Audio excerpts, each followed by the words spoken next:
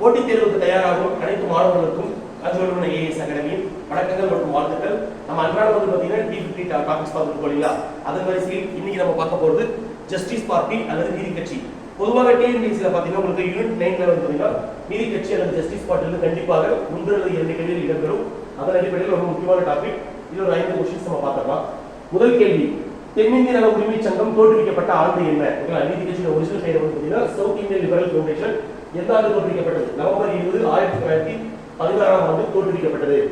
தென்னிந்திய நல உரிமை சங்கம் யாருடைய நலனுக்காக தோற்றுவிக்கப்பட்டது? யாருடைய வெல்ஃபேருக்காக தோற்றுவிச்சாங்கன்னு சொல்லி கேட்டிருக்காங்க. பிராமணர்கள் அல்லாதவர்கள், ஓகேங்களா, நான் பிராமின்ஸோட வெல்ஃபேருக்காக தான் மெயினாக இருப்பாங்க, தோற்றுவிச்சிருப்பாங்க. தென்னிந்திய நல உரிமை சங்கத்தை தோற்றுவித்தவர்கள் யார்? ஹூ ஆர் தி ஃபவுண்டர்ஸ் அப்படின்னு கேட்டிருக்காங்க. டி.எம். நாயர் மற்றும் பிட்டி தியாகராய செட்டி என்று சொல்லக்கூடியவங்க தோற்றுவித்தார்கள். தென்னிந்திய நல உரிமை சங்கம் ஆங்கிலத்தில் வெளியிட்ட செய்தித்தாளின் பெயர் என்ன? ஓகேங்களா, மொத்தம் 3 செய்தித்தாள் வெளியிட்டிருப்பாங்க. அதன் அடிப்படையில் ஆங்கிலத்தில் வெளியிட்ட செய்தித்தாளின் பெயர் ஜஸ்டிஸ். அப்ப ஜஸ்டிஸ் என்ற பெயரில் வெளியிட்ட காரணத்தினால்தான் இந்த தென்னிந்திய நல உரிமை சங்கம் அப்படின்னு சொல்லக்கூடியது ஜஸ்டிஸ் பார்ட்டி என்ற பெயரோடு அழைக்கப்பட்டது. அடுத்து பாருங்க, தென்னிந்திய நல உரிமை சங்கம் தெலுங்கில் வெளியிட்ட செய்தித்தாளின் பெயர் என்ன? அப்ப தெலுங்குல வந்து ஆந்திர பிரகாசிகா அப்படின்ற பெயர் வெளியிட்டாங்க. மூன்றாவது, தென்னிந்திய நல உரிமை சங்கம் தமிழ் வெளியிட்ட செய்தித்தாளின் பெயர் என்ன? அப்ப தமிழ்ல வந்து பாத்தீங்கன்னா திராவிடன். அப்ப ஆங்கிலத்தில் ஜஸ்டிஸ் இருக்காங்க, தெலுங்குல ஆந்திர பிரகாசிகா, மூன்றாவது தமிழில் திராவிடன் அப்படின்ற பேர்ல செய்தித்தாள் வெளியிட்டிருக்கிறாங்க. மதராஸ் யுனைடெட் லீக் எந்த ஆண்டு தோற்றுவிக்கப்பட்டது? இது நீதி கட்சியுடைய ஆரம்ப காலத்தில் இருந்து போச்சுங்களா. அதன் அடிப்படையில் மெட்ராஸ் யுனைடெட் லீக் சொல்லக்கூடியது 1912ஆம் ஆண்டு தோற்றுவிக்கப்பட்டது. அப்ப இந்த ஆரம்ப கால இயக்கங்களுடைய மெயின் மோட்டிவேஷன் என்னன்னு கேட்டீங்கன்னா only for the welfare of non Brahmins, பிராமணர்கள் அல்லாதவர்களுடைய நலனுக்காக ஆரம்பிச்சிருப்பாங்க. படிப்படியாக பிற்காலத்தில் தான் இந்த நீதி கட்சியானது தோற்றுவிக்கப்பட்டது. சரிங்களா. மெட்ராஸ் யுனைடெட் லீக் எந்த ஆண்டு மெட்ராஸ் திராவிட இயக்கம், மெட்ராஸ் டிராவிடியன் அசோசியேஷன் என்று பெயர் மாற்றம் செய்யப்பட்டது? 1912 அக்டோபர் 1 பெயர் மாற்றம் செய்யப்பட்டது.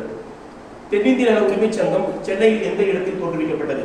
வேப்பேரி, வேப்பேரி சொல்லக்கூடிய இது தோற்றுவிக்கப்பட்டது. நம்ம டேட் ரொம்ப கிளியரா ஆல்ரெடி இன்ஃபார்ம் பண்ணி பார்த்துட்டோம். ஜஸ்டிஸ் என்னும் செய்தித்தாள் வெளியான ஆண்டு என்ன? ஓகேங்களா, இது பீரியட் கேட்டிருக்காங்க, ஜஸ்டிஸ் பத்தி கேட்டிருப்பாங்க. சோ இத பார்த்து வச்சுக்கோங்க. ஜஸ்டிஸ் வெளியான ஆண்டு 1917ஆம் ஆண்டு பிப்ரவரி 26ஆம் தேதி வெளியானது. திராவிடன் செய்தித்தாள் தமிழ்ல வந்தால் திராவிடன், அது எந்த ஆண்டு வெளியானது? 1917ஆம் ஆண்டு வெளியானது. தென்னிந்திய நல உரிமை சங்கத்தின் முதல் பிராமணர்கள் அல்லாத மாநாடு எந்த ஆண்டு நடந்தது? கட்சி உருவாக்கப்பட்டது 1917 சொல்லி பார்த்தோம் இல்லையா. அப்போது ஃபர்ஸ்ட் செஷன் அல்லது முதல் அமர்வு எப்போது நடந்தது பாருங்க, ஆகஸ்ட் 19, 1917ஆம் ஆண்டு நடந்தது. சரிங்களா. தென்னிந்திய நல உரிமை சங்கத்தின் முதல் பிராமணர்கள் அல்லாத மாநாடு எங்கு நடந்தது? அப்ப டேட் முக்கியம், இந்த கோயம்புத்தூர் முக்கியம், ரெண்டுமே முக்கியமானது. ரெண்டு கண்டிப்பாக கேட்பாங்க, ஃபர்ஸ்ட்ன்றதால கண்டிப்பாக கேட்பாங்க. தென்னிந்திய நல உரிமை சங்கத்தின் கொள்கைகள், ஃபார் எக்ஸாம்பிள் இப்போ சில மோட்டிவ்ஸ் இருக்கு இல்லைங்களா, இந்த இயக்கமாக தோற்றுவிக்கப்பட்டது. பட் இந்த பிராமின்ஸ் நான் பிராமின்ஸுக்கு நம்ம சில விஷயங்கள் செய்யணும், பிற்படுத்தப்பட்ட மக்களுடைய நலனுக்கு சில கோட்பாடுகளை கொண்டு வரணும், சில சட்டங்கள் கொண்டு வரணும், இந்த மாதிரி வச்சிருப்பாங்க. அப்ப இந்த கொள்கை விளக்கம் அல்லது தீர்மானம் அப்ஜெக்டிவ்ஸ் அது வெளியான ஆண்டு வந்து பார்த்தீங்கன்னா 1917 அக்டோபர் 18. சரிங்களா. மாகாணங்களில் இரட்டை ஆட்சி அறிமுகப்படுத்தப்பட்ட ஆண்டு டயாட்னு சொல்லக்கூடியது 1920ஆம் ஆண்டு அறிமுகப்படுத்தப்பட்டது. அதன்படி நடந்த தேர்தலில் நீதி கட்சி முதலாக ஆட்சிக்கு வந்தது. 1920 எலெக்ஷன் என்ன பண்ணிருப்பாங்க, வின் பண்ணிருப்பாங்க. அப்ப 1920ஆம் ஆண்டு மெட்ராஸ் பிரசிடென்சி அல்லது மாகாணத்தில் நடைபெற்றது. மொத்தம் 8 இடங்களுக்கு தேர்தல் நடைபெற்றது. இப்போ தற்போது நம்ம பாத்தீங்கன்னா மெட்ராஸ் ஸ்டேட் அல்லது தமிழ்நாடு ஸ்டேட் இருக்கு இல்லையா, தமிழ்நாடு மாநிலத்தில் உள்ள சட்டசபை தொகுதிகளின் எண்ணிக்கை 234. அப்ப அது போல மெட்ராஸ் மாகாணமாக இருக்கும் பட்சத்தில் அப்ப இருந்த தொகுதிகளின் எண்ணிக்கை 127. அந்த 127 இடங்களுக்கான தேர்தல் 1920ஆம் ஆண்டு நடந்தது. அப்போது 1920 நடந்த இந்த எலெக்ஷன்ல நீதி கட்சி ஜஸ்டிஸ் பார்ட்டி பெரும்பான்மை இடங்களை கைப்பற்றுறாங்க. ஃபார் எக்ஸாம்பிள் 63 இடங்கள், பாதி இடங்கள் கிட்டத்தட்ட இவங்க கைப்பற்றுறாங்க. அதன் காரணமாக 1920ஆம் ஆண்டு ஆட்சியை கைப்பற்றியது. 1920ஆம் ஆண்டு நீதி கட்சி சார்பாக ஆட்சியை கைப்பற்றியவர் யாருன்னு கேட்டாங்க, சுப்பராயலு ரெட்டியார். அப்ப நீதி கட்சி சார்பாகவும் மாகாண தேர்தலில் முதல்ல வெற்றிக்கிறவர் சுப்பராயலு ரெட்டியார்னு சொல்லக்கூடியவர்.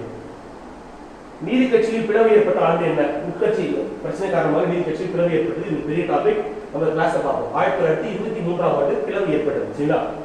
நீதி கட்சி எந்த ஆண்டு நடந்த தேர்தலில் சுயராஜ்ய கட்சியிடம் தோற்று போனது? ஸ்வராஜ் பார்ட்டிக்கு எப்ப தோற்று போனது? 1934ல தோற்று போனது. நீதி கட்சி எந்த ஆண்டு திராவிட கழகம் என பெயர் மாற்றம் செய்யப்பட்டது? ப்ரீவியஸ் இயர் அடிக்கடி கேட்டது கொஸ்டின். 1944 ஆகஸ்ட் 27. சரிங்களா. திராவிடர் கழகமானது எந்த ஆண்டு முதல் தேர்தலில் போட்டியிடுவதை நிறுத்தியது? 1952க்கு அப்புறம் இந்த எலெக்ஷன்லயும் திராவிடர் கழகம் போட்டியிடவில்லை. சரிங்களா. நீதி கட்சியின் முதல் பொதுச் செயலாளராக பதவி வகித்தவர் யார்? சூப்பர்லேட்டிவ் முதல் வரக்கூடிய விஷயங்களை கண்டிப்பாக எதிர்பார்க்கலாம். ஆற்காடு ராமசாமி முதலியார் கட்சியோட முதல் பொதுச் செயலாளராக இருந்தவர். ஆல்ரெடி ஃபவுண்டர்ஸ் கேட்டிருக்காங்க. நீதி கட்சி அல்லது தென்னிந்திய மக்கள் நல உரிமை சங்கம் அது உருவாக்குறவங்க யாரும் கேட்டிருக்காங்க. TM Nair, T Thyagaraja Chettiar.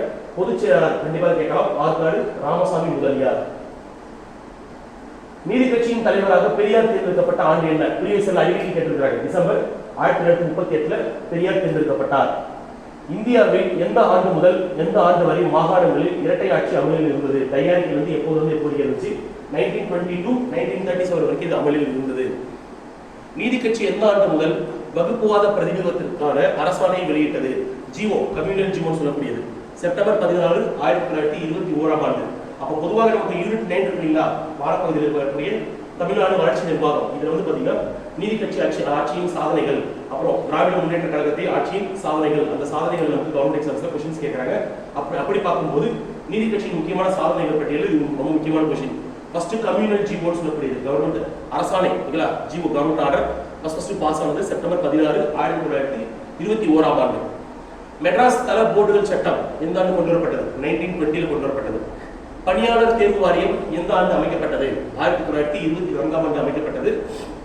இந்த அமைக்கப்பட்ட பணியாளர் தேர்வு வாரியம் எந்த ஆண்டு பொதுப்பணி தேர்வு ஆணையமாக மாறியது? 1929 மாறியது. இது கவர்மெண்ட் எக்ஸாம்ஸ்ல கேட்டிருக்காங்க. அடுத்து பாருங்க, இது பாருங்க அடிக்கடி கேட்டிருக்காங்க கவர்மெண்ட் எக்ஸாம்ஸ்ல. ஆந்திர பல்கலைக்கழகம் அமைக்கப்பட்ட ஆண்டு என்ன? 1925, 1925. இதுவும் கேட்டிருக்காங்க. அண்ணாமலை பல்கலைக்கழகம் அமைக்கப்பட்ட ஆண்டு என்ன? 1929. இப்ப நம்ம பார்த்த லாஸ்டா பார்த்த ஒரு 6-7 क्वेश्चंस வந்து பாத்தீங்கன்னா கண்டிப்பாக இதெல்லாம் நீதி கட்சியுடைய சாதனைகள். சோ கண்டிப்பா என்ன பண்ணலாம், கேள்வி மறுபடியும் இடம்பெறும். நீதி கட்சியின் சார்பாக தமிழகத்தில் பெண்களுக்கு வாக்குரிமை கொடுக்கப்பட்ட ஆண்டு என்ன? 1921 ஆண்டு தான் மீண்டும் கொடுக்கப்பட்டது. சரியா?